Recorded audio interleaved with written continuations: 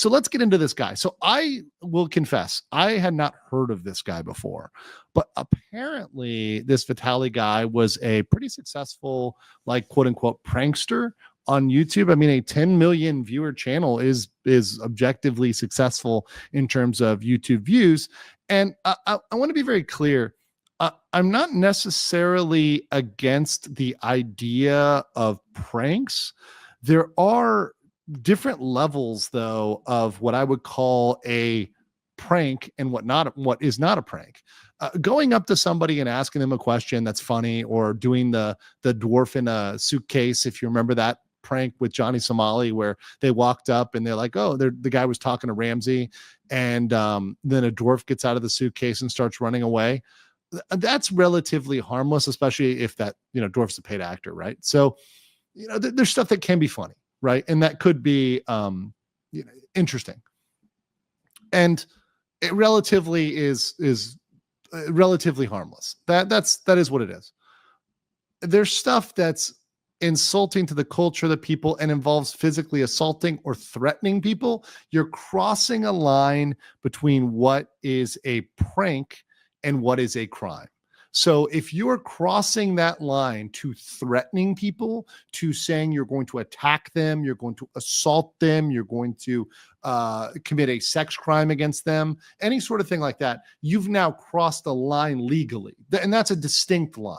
That's a line that the law generally, once again, not a Philippines attorney, but that's a line generally that as societies we've said, hey, that's not okay. You can say, I don't like you, but you can't say, hey, I'm going to beat you over the head with a baseball bat. That's a line that is a little bit too far, right? And it's something that generally the law across the world has acknowledged, generally. Okay, so let's talk a little bit more about Vitaly's background. So as you may not know, obviously he had a YouTube channel. I showed that a second ago. He used to do a lot of streaking in soccer games. He actually is banned from every single stadium, I believe. So I believe that there's like not any stadiums he can go to anymore, because he, went on a spree of doing streaking. I can kind of play one of those videos here. And what that was really a marketing ploy. So it was saying, hey, look, the cost of the fine, right? So the cost of the fine for doing this is less than the social media attention I will get off of this. Therefore, it's worth it to do it, because if I do this, then I'm going to get attention for this, and that's going to blow me up on social media. Therefore, this is worth it. I can just pay this off, because it's worth it just to do it and pay it off, right? So obviously this was something that went on for a while. This is before he was bulked up on.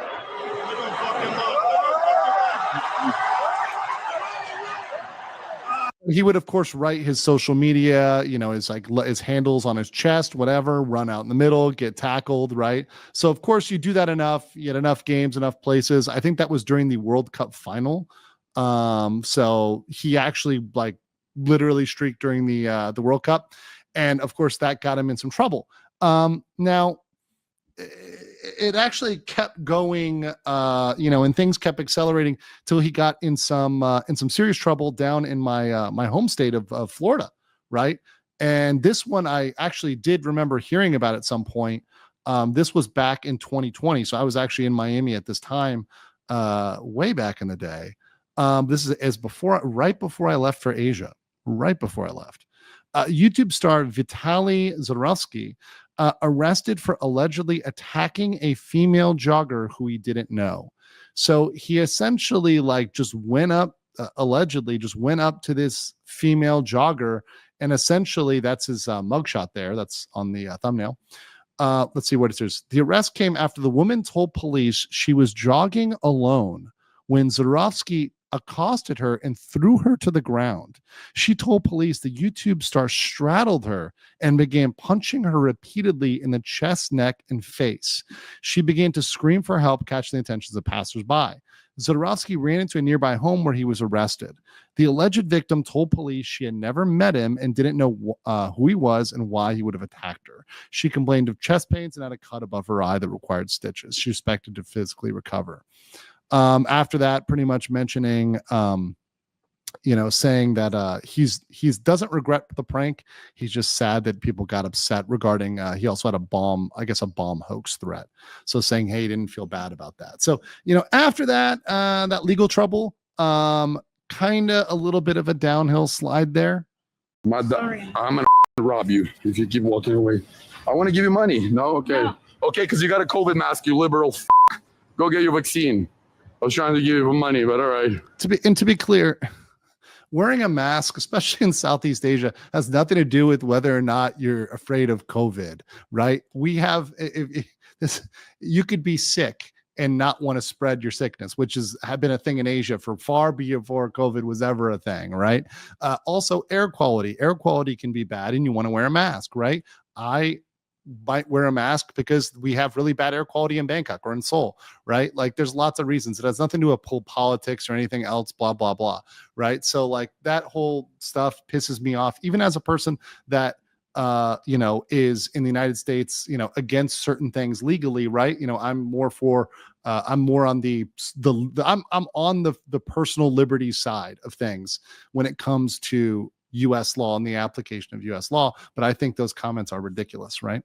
Those comments are ridiculous. And I just want to make it clear, right? It's not political. And that's also one big thing where people like to try to bring politics from like west to east, and it really doesn't work at all. So let me play this here. Trying to be nicer. You. No, yeah.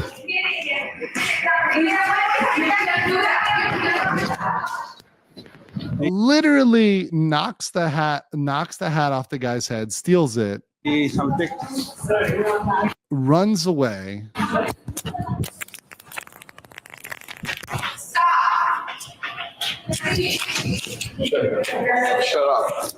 Shut the fuck up.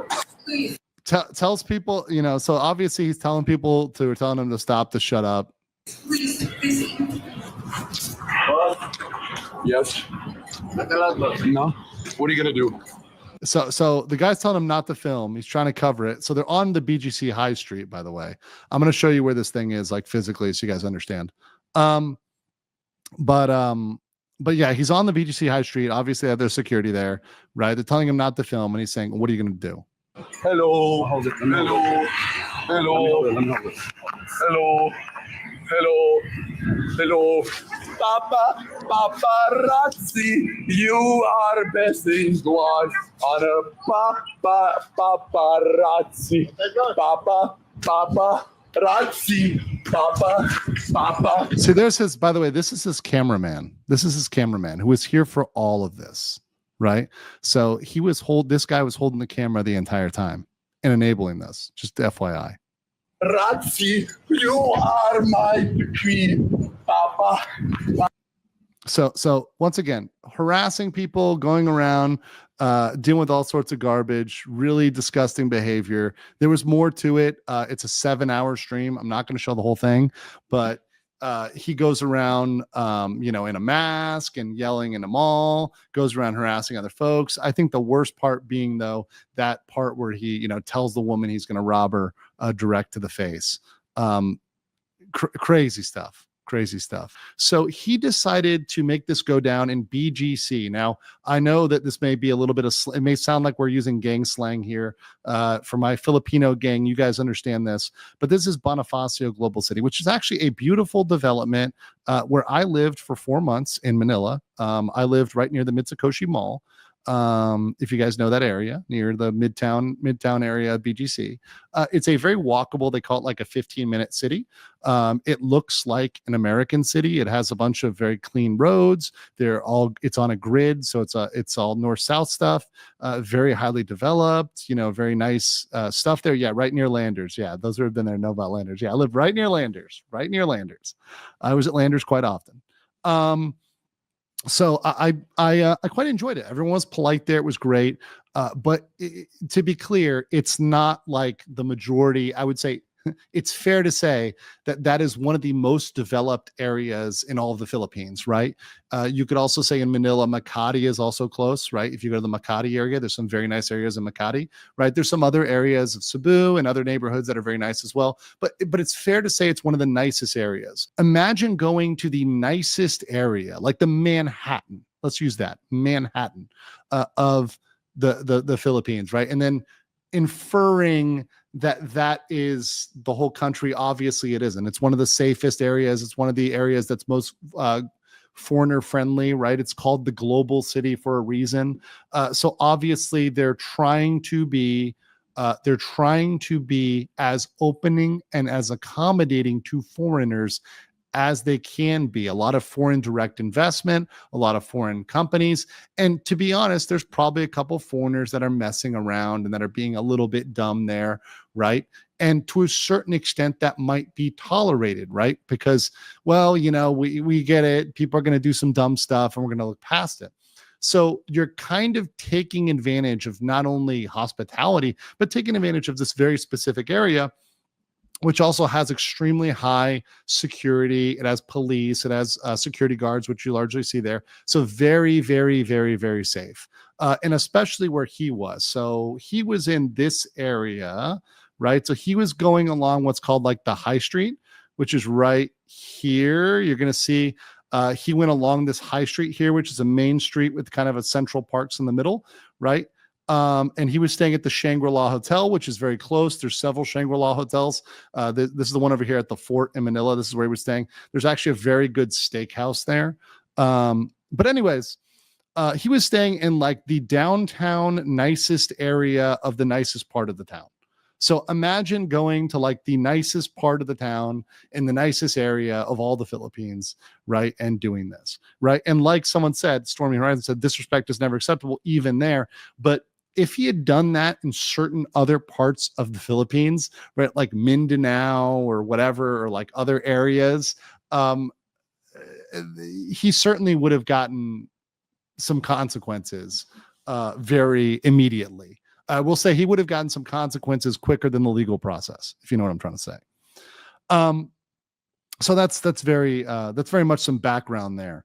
All right, let's see this guy. This guy was a guy who spoke back to Vitaly. So this guy confronted him. I believe this was yesterday. So let me play this. When you show up here in the Philippines and you genuinely start like what happens behind the scenes when you're interacting with people here and you're messing around with them. I know it's a joke to you, but for the people here, they work hard, bro.